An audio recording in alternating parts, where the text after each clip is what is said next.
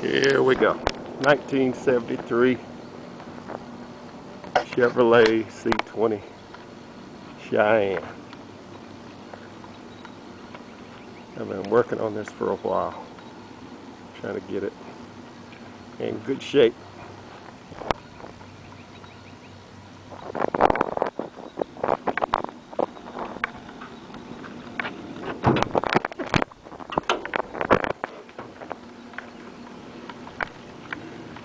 Got it running good. Good tires on it.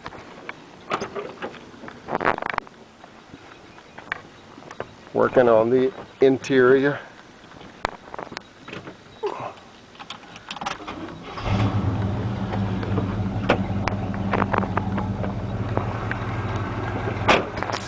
And it's running good.